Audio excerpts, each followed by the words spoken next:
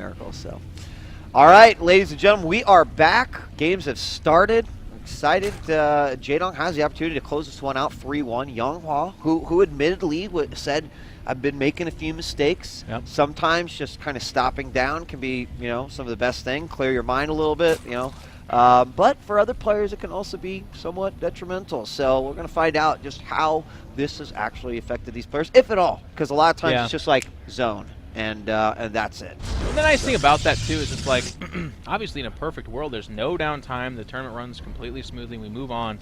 But in sports, I'll tell you, there's rain delays, there's injuries, there are things that happen that are outside the plan, and sometimes you have to stop action. Naked people running on the field? Naked, that's a tradition here in America. For anyone that's listening that's like European, like, what? No, you guys got streakers too. Never mind. Yeah, they that's get like everywhere. cats and stuff. You've seen those videos of like cats coming on the field and then suddenly whole soccer games just stopping I love that. down. Yeah. But the point is, to be a competitor, to be an athlete, you have to be able to take things in stride and keep yourself calm, cool, and collected. So while it's not ideal, it is part of the game, and we'll have to see how that does pan out here. We're going to have a probe scout. Will it be Forge first? I mean, this has been something we're seeing. In fact, during the downtime, I don't know if you guys saw on the stream. I doubt it because we were working on it. But here we were showing a rebroadcast of Revival taking out SK2 and Rain in that glorious victory from last night. And I noticed once again, Forge first before Nexus. Yeah.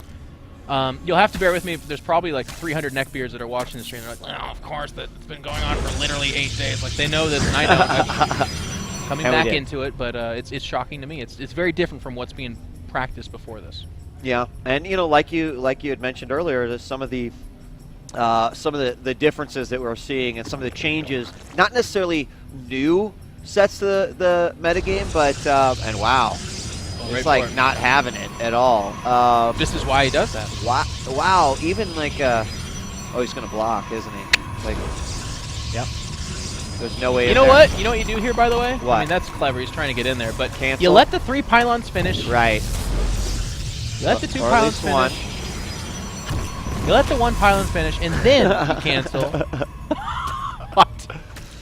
And he does not want to cancel. Field delivered. Let's take a look. I think he's going to get it. Yeah, 3 drones on the pylon at the very beginning will cancel it. So Yep. it's totally fine for Jaedong. I know all the cannon rushing math, by the way. I get a lot of crap for cannon rushing.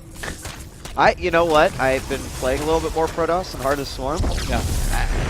I understand more as a Zerg why Protoss do it. Yes. Just based off of like what I have available to me economically. Ultimately, like the damage it can do. You know what it is? And I do feel a little dirty doing it, but like after I had done it more, I'm like, I understand. Like, I get it. That makes sense to me. So when it happens, I'm less mad about it now. I know you'll appreciate this because you and I are kindred spirits in this, and a lot of people identify this. You know those terrible console games where it's like, oh no, you must do battle with Super Mega Lizard Boss, and he comes out, it's like, I am impenetrable. Except for the highlighted glowing orb on top of my head that if you target fire, I'll take optimal damage. So that's what a cannon rush is to me. It's like, oh, you went hatch first. Well, beep, beep, beep, beep. Like cannon rush him, and that's what I do. I like that. I like that. That's good. So what is it then? What's the StarCraft equivalent when you kill a boss, but then he's got like a second stage to him? I'm glad you asked. That's Metal Gear Solid every single freaking time. Yeah. How many Metal Gear Solid games ended with the boss actually dying? Right. None. None. So it's like, you've defeated my arm. Fortunately, I have 4 tentacles with swords behind my back. And then you do the next bow. But we appreciate it. There is a probe in the base, and you just highlighted that. Now, YongHwa, I'll tell you what. YongHwa has shown to use this as a scout. He's had a couple probes get behind enemy lines, and a lot of people look at that and are like, oh no. What if he uses that for a proxy pylon? Well, he hasn't opted for that. He's a scouter. Now, if JYP gets a probe in your base, you're going to get some pylons in your face. Yeah. But we are equalized now as both the hatcheries went down. And, reactionary to make those decisions. Wise decision by Jaedong. I feel like I can handle this. I want this hatchery to finish. I don't want to be behind. The pylon was still blocking the natural. And now he's got 3 functional hatcheries down. So we're going to see a very early Twilight Council. Yes, and in a corner that is made for devious purposes. So I feel like this might be designed around that probe in the base. And I might be wrong. So he might go Dark Shrine. Oh, what is that Overlord doing? Did it? No. He sees it. Oh, he sees it. He sees it. Well, you can still go fast ET. It's not like this would have just been a cherry on top of the pie, but I thought he was gonna drop a pylon and then have like a 3-pronged DT attack, and you never count on it being in the main immediately. But it will be DTs. It will be, and that means that you know, not having gas at this point. No, it's super fast right DTs here. too. He's gonna. Well, I don't know. Lair first. We'll have to He has see. gone lair first in the past. He skipped speed, but he did go speed a couple of times as well. So there's the lair before speed. All right. That I think that's gonna kind of set the tone for this match of what could He happen. will take damage though. Oh yeah. Make no mistake about this. What has left the metagame? Oh, does he get the surround? He does. Wow, that's big. Well, it's not big, but it's nice. It used to be that Zergs, they build spore crawlers every single time because everyone was going Stargate or they were going DT. That was really big in the metagame. Now it's become more robo-centric. There's still a lot of Stargate play, but Zergs have skimped on the spore crawlers because they know they can get around this Phoenix without building it. Right. So there won't be detection here at the beginning. And more gateways going down. Typically, we get to 1, 2, and the 3, but we already have the 3rd at the front. Well, this is weird. Look at this. The Dark Shrine's going to finish about the same time Warp Gate finishes, but he's only going to have one gateway available, or 2 gates. Oh, 2 gates. Okay. Well, that's not a big deal at all. That's a little weird. And he does have a pylon right here. Yeah. So he's got a place to go in. Do not have any overseers quite yet.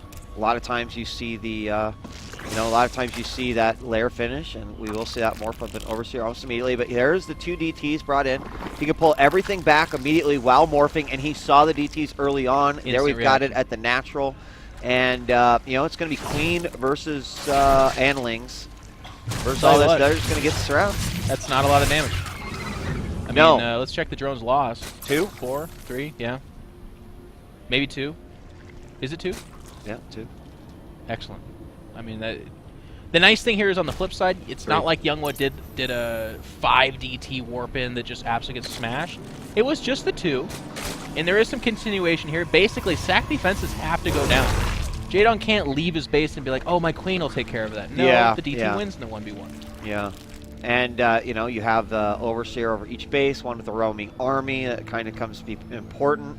DT is number 3 is still alive, and back here at the 3rd. Looks like he wants to poke back in. Meanwhile, we're seeing typical Zerg play with the Roach speed, burrow, +1 attack, and there we go. Okay to put those around the DT, trap him in there, and that is another DT that has been thwarted. We also have this pylon now being identified with speed kicking in here.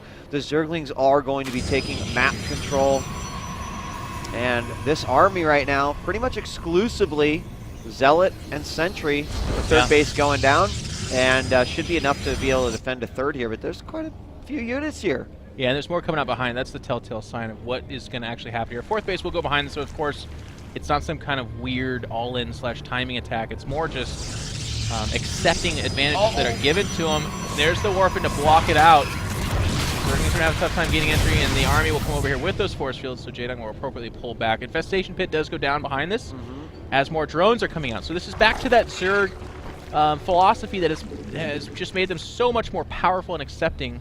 Well, it's a weird way to say that. It's super long-winded to say. Accepting of good results, what the hell am I trying to babble? Anyways, point is, this is not a real attack at this point. He's just like, oh, look, I've got my army. But what he's actually doing is teching and macroing behind it. And it was great reaction by YongHwa to get that Zealot warped in right there, because honestly, the Zerglings came up at that perfect time, right as those gateways are supposed to go down. If they were there, it would have been absolutely thwarted. Had the Zealot not gone down, those Zerglings inside the natural, that would have been really, really nasty for YongHwa. So it looks like his 3rd is going to get up here. I don't see... Pylon's kind of weird. What's that? Well, I mean, he's starting some kind of pylon defense from the bottom of the expansion. Usually it goes on top. You had talked about how some Protoss will wall off like this ramp or at least the space entirely, but he's doing neither. It's kind of interesting that way. Jaedong starting up those spine crawlers in the background. That's really good. One of the criticisms we had in the... Kind of on and off. One game, he's like amazing at the spine crawlers. It's the game he beat MC on this map on. And then the other ones, he was a little bit late on it, and that's where he had trouble. So here it seems that he's adapting. Absolutely. And, we talked a little bit about when we were talking about the maps, like the ability to just dynamically change, be more like water than like a piece of cement. Although the cement hits hard, the water can do all sorts of crazy things. And that's one of it is one of the reasons why I love StarCraft. You want to be a water dancer. Yes, that is exactly it. Like But to see these guys play and adapt so quickly from game to game, it's incredible. It really is, and I don't even have anything to add to it. It's just kind of a beautiful spectacle to witness. That's part of the reason why StarCraft has been around for so long and roped us in. The Observer's going to go ahead and spot the main, and we'll see the Hive being built in conjunction with that Spire. That's the appropriate time. The Spire lagging a little bit behind, so a slight misstep there. Jaedong, however, keeping his money low. He's at 1A supply. Let's check that drone count real quick, because he tends to go high on this. Yeah. 93. Wow. That is high, but if he translates that to like 15 more spine crawlers, and he will. Fine. Look, you remember that last game that he played on Cloud Kingdom? This is the place where he had a very high concentration of those spine crawlers. It's actually ridiculous. It's like, it's not even a question of engaging that. It gets to the point where it's like, okay, you invested 6,000 minerals in me saying I can't fight here. I understand. And it's cool that he does that, because if he can cancel out that location, then really all he worries about is here, and he's got the infestors. Yep. And Infestors popping out. Numbers right now looking good. Have a total of 11. There are going to be a few more on the way, but more spines going down, up to 10 at this point, and everything else that you'd expect. Of course, the Corruptors. Now, YongHwa is pretty far out and is in a position where obviously this creep is telling them everything. What? Oh my goodness! Wow. That was, I mean, 2 go down instantly, a third almost dies. Could have been worse, but that was an interesting little step. Now the spine crawlers are being engaged, but with just 2 Colossus, the majority of the spine crawlers are going to start doing damage to this army. Yeah, and he's like, well, I don't like this. What is this?